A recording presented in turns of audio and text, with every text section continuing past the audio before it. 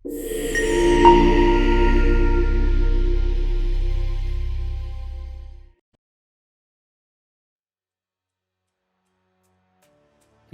കഥകൾക്കായി ഈ channel subscribe ചെയ്യാൻ മറക്കാതിരിക്കുക.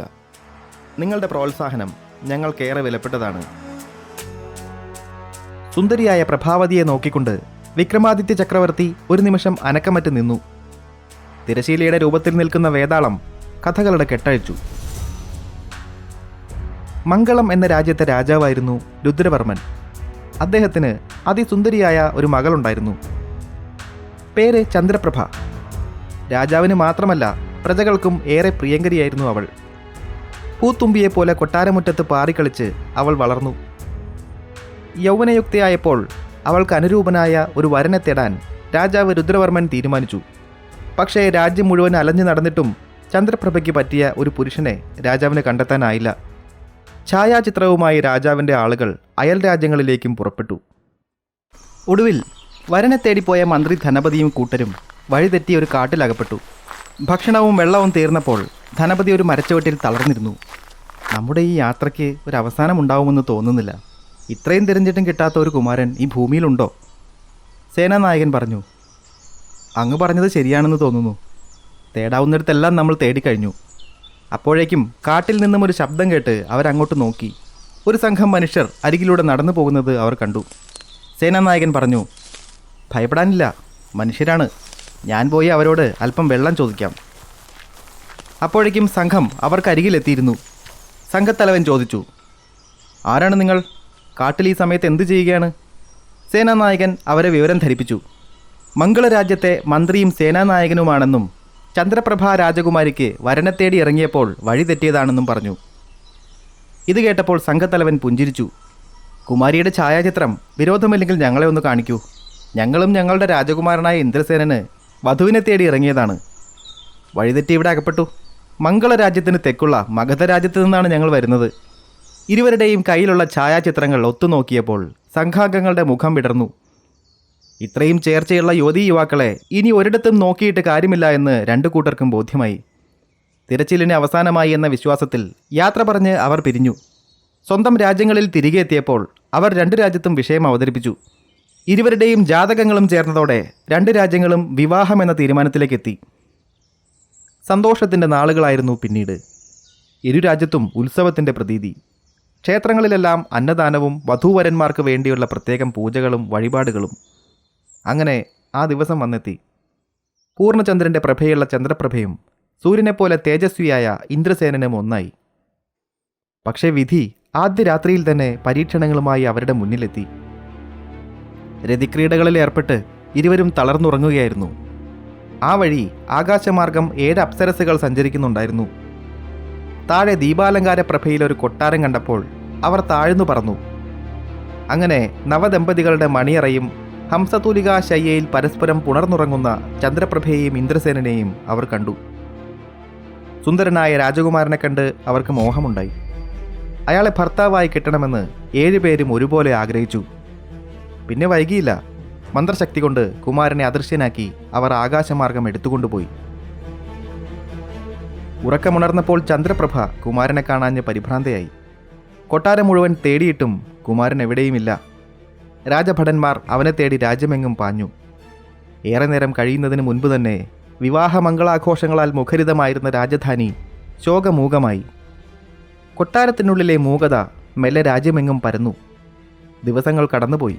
കുമാരനെ കണ്ടെത്തുന്നവർക്ക് രാജാവ് കൈനിറയെ പാരിതോഷികങ്ങൾ വാഗ്ദാനം ചെയ്തു. അന്വേഷണ വിദഗ്ധരായ പലരും വന്നുപോയി. എന്നിട്ടും രാജകുമാരനെ കണ്ടെത്താൻ രാജാവിനോ പരിവാരങ്ങൾക്കോ സാധിച്ചില്ല. ഒരു ദിവസം പോലും ഭർത്താവിനൊപ്പം ജീവിക്കാൻ കഴിയാതെ പോയ ചന്ദ്രപ്രഭയുടെ വിധിയോർത്ത് രുദ്രവർമ്മൻ ഏറെ വിഷമിച്ചു.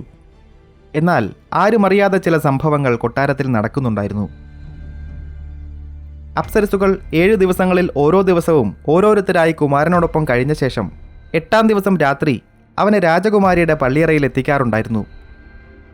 ഉറക്കത്തിൽ ഉപബോധ മനസ്സിൽ ഇരുവരും രതിക്രീഡകളിൽ മുഴുകുകയും ചെയ്യും. എന്നാൽ ചന്ദ്രപ്രഭ ഉണരും മുൻപേ തന്നെ ഇന്ദ്രസേനനെയും കൊണ്ട് അപ്സരസുകൾ തിരിച്ചു പോകുമായിരുന്നു. ഉണർന്നിരിക്കുമ്പോൾ കുമാരനെ കാണുവാനോ വിഷയങ്ങൾ ചോദിക്കുവാനോ ചന്ദ്രപ്രഭയ്ക്ക് കഴിഞ്ഞിരുന്നില്ല. കുറച്ചു നാളുകൾ കഴിഞ്ഞപ്പോൾ രാജകുമാരി ഗർഭിണിയായി. ഇന്ദ്രസേനന്റെ സാന്നിധ്യമില്ലാതെ ഇതെങ്ങനെ സംഭവിച്ചു എന്ന് എത്ര ചിന്തിച്ചിട്ടും കുമാരിക്ക് മനസ്സിലായില്ല. എന്നാൽ കുറച്ചുനാൾ കഴിഞ്ഞപ്പോൾ ഉറക്കത്തിൽ ചില മായാസ്വപ്നങ്ങൾ അനുഭവിച്ചിരുന്നത് പോലെ അവൾക്ക് തോന്നി തുടങ്ങി. ഇതിൻ്റെ സത്യാവസ്ഥ കണ്ടെത്തണമെന്ന് ചന്ദ്രപ്രഭ തീരുമാനിച്ചു. വിശ്വസ്തരായ തോഴിമാരുടെ സഹായത്താൽ ശയ്യയ്ക്ക് ചുറ്റും അവൾ മണൽ വിതറി. രാത്രിയിൽ ആരെങ്കിലും വരികയാണെങ്കിൽ കാൽപ്പാടുകൾ തിരിച്ചറിയാൻ അത് സഹായിക്കുമെന്ന് അവൾ കരുതി. പക്ഷേ ഒന്നും ഫലവത്തായില്ല. കുറച്ചു മാസങ്ങൾ കഴിഞ്ഞപ്പോൾ ചന്ദ്രപ്രഭയുടെ ശരീരത്തിലെ മാറ്റങ്ങൾ ചുറ്റുമുള്ളവർ തിരിച്ചറിഞ്ഞു തുടങ്ങി. വിവരങ്ങൾ കൊട്ടാരത്തിന് പുറത്തേക്കും പോയി. മകളെപ്പറ്റി ചില പരദൂഷണങ്ങൾ നാട്ടിൽ പരക്കുന്നതായി രാജാവ് അറിഞ്ഞു. അദ്ദേഹം ചന്ദ്രപ്രഭയെ വിളിച്ച് വിവരം തിരക്കി. അവൾ ഗർഭിണിയാണെന്നുള്ളത് സത്യമാണെന്നറിഞ്ഞപ്പോൾ രുദ്രവർമ്മൻ ഞെട്ടിപ്പോയി. പക്ഷേ അവളോട് കൂടുതൽ സംസാരിച്ചപ്പോൾ ചന്ദ്രപ്രഭ നിരപരാധിയാണെന്ന് അദ്ദേഹത്തിന് മനസ്സിലായി. പക്ഷേ കാര്യങ്ങളെല്ലാം കൈവിട്ടു പോയിരിക്കുന്നു. അദ്ദേഹം പറഞ്ഞു, മോളെ, നീ തെറ്റ് ചെയ്യില്ലെന്ന് അച്ഛനറിയാം. പക്ഷേ അതുകൊണ്ടായില്ലല്ലോ. ഇതെല്ലാം എങ്ങനെ തെളിയിക്കും? ആര് വിശ്വസിക്കും? അത്രയും കാലം സ്വന്തം മകളെപ്പോലെ കരുതി സ്നേഹിച്ച ചന്ദ്രപ്രഭയെ സ്വന്തം നാട്ടുകാർ പോലും തള്ളിപ്പറയുന്നത് രുദ്രവർമ്മൻ നിസ്സഹായനായി കേട്ടുനിന്നു. ഒടുവിൽ ഇന്ദ്രസേനൻ അടുത്തില്ലാതെ ഗർഭിണിയായ രാജകുമാരിയെ നാടുകടത്താൻ രാജസഭ തീരുമാനിച്ചു. മകളെ കൈവെടിയാൻ രാജാവിന് സമ്മതമായിരുന്നില്ല. എങ്കിലും രുദ്രവർമ്മന് സഭയുടെ തീരുമാനത്തോടൊപ്പം നിൽക്കുകയല്ലാതെ മറ്റു വഴികളില്ലായിരുന്നു. അദ്ദേഹം ആകെ തളർന്നുപോയി. പൂർണ്ണ ഗർഭിണിയായ ചന്ദ്രപ്രഭ വനത്തിൽ ഉപേക്ഷിക്കപ്പെട്ടു. ജീവിതത്തിൽ ഇന്നുവരെ തനിയെ ജീവിച്ച ശീലമില്ലാത്ത രാജകുമാരി ഭയന്നുപോയി. ചുറ്റിലും വന്യമൃഗങ്ങളുടെ മുരൾച്ച, കാൽച്ചുവട്ടിൽ സർപ്പങ്ങളുടെ സീൽക്കാരങ്ങൾ. നടന്നു തളർന്ന് വിശപ്പും ദാഹവും സഹിച്ച് ഒടുവിൽ അവൾ ഒരു ശ്മശാനത്തിൽ എത്തിച്ചേർന്നു. അവിടെ ഒരു ചിത എരിയുന്നുണ്ടായിരുന്നു. അതിനരികിൽ ഒരു വൃദ്ധ നിന്ന് കരയുന്നു. അവൾ അവർക്കരികിലേക്ക് നടന്നു ചെന്നു. അമ്മേ, നിങ്ങൾ ആരാണെന്ന് എനിക്കറിയില്ല. നോക്കൂ, ഞാൻ ഗർഭിണിയാണ്. എനിക്ക് ബന്ധുക്കളായ ആരുമില്ല. തീരെ വയ്യ.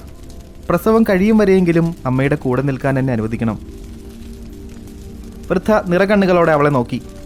ചിതയിൽ അവരുടെ മകളായിരുന്നു. അവർ പറഞ്ഞു, എനിക്കും ഇപ്പം ആരുമില്ല മോളെ.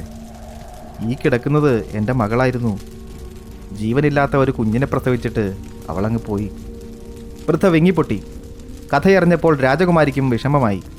വൃദ്ധ ചന്ദ്രപ്രഭയെ തൻ്റെ കുടിലിലേക്ക് ഒപ്പം കൂട്ടി വേണ്ടവിധം പരിപാലിച്ചു. രാജകുമാരി അവരെ സ്വന്തം അമ്മയെപ്പോലെ തന്നെ കരുതി. പ്രസവസമയം അടുത്തു. വൃദ്ധ ഒരു വയറ്റാട്ടിയെ ഏർപ്പാട് ചെയ്ത് അവരോട് അതീവ രഹസ്യമായി ഒരു വിവരം പറഞ്ഞു. ജനിക്കുന്ന കുഞ്ഞ് പെണ്ണാണെങ്കിൽ മാത്രം അതിനെ എടുത്താൽ മതി. ആണാണെങ്കിൽ അപ്പോൾ തന്നെ കഴുത്ത് ഞെരിച്ച് കൊന്നുകളയണം. പകരമായി ചന്ദ്രപ്രഭയെ ഒരു മരപ്പാവയെ കാണിക്കണം. ഇത് കേട്ട് വയറ്റാട്ടിക്ക് പരിഭ്രമമായി. പക്ഷേ അവർ മറുത്തൊന്നും പറഞ്ഞില്ല. പറഞ്ഞാൽ വൃദ്ധ മറ്റാരെയെങ്കിലും ഏർപ്പാട് ചെയ്ത് കുഞ്ഞിനെ കൊല്ലുമെന്ന് അവർക്ക് മനസ്സിലായി. ആ വൃദ്ധ ഒരു അഭിസാരികയായിരുന്നു. മകൾ മരിച്ചുപോയപ്പോൾ അതേ സ്ഥാനത്തേക്ക് വന്ന അതീവ സുന്ദരിയായ ചന്ദ്രപ്രഭ അവളെക്കാൾ ലാഭമുണ്ടാക്കി തരുമെന്ന് അവർ കരുതിയിരുന്നു. അവൾ പ്രസവിക്കുന്നത് പെൺകുഞ്ഞിനെയാണെങ്കിൽ അതിനെ വളർത്തിയെടുത്താൽ അതിലും ഇരട്ടി ലാഭമുണ്ടാക്കാമെന്ന വിശ്വാസത്തിലാണ് വൃദ്ധ ഇതെല്ലാം ചെയ്യുന്നത്. അധികം വൈകാതെ രാജകുമാരി പ്രസവിച്ചു. സൂര്യനെ പോലെ തേജസ്വിയായ ഒരു ആൺകുഞ്ഞ്. വൃദ്ധ പറഞ്ഞതുപോലെ ചന്ദ്രപ്രഭയുടെ അരികിൽ ഒരു മരപ്പാവയെ കിടത്തിയിട്ട് വയറ്റാട്ടി കുഞ്ഞിനെയും കൊണ്ട് പുറത്തു കടന്നു. അവർ അടുത്തുള്ള നാഗക്ഷേത്രത്തിലേക്കാണ് പോയത്. കുട്ടിയെ നാഗരാജാവിന് സമർപ്പിച്ച് അവർ പ്രാർത്ഥിച്ചു. നാഗദൈവങ്ങളെ, എനിക്ക് വേറെ നിവർത്തിയില്ല. നിങ്ങളിവനെ കാത്തോളനെ.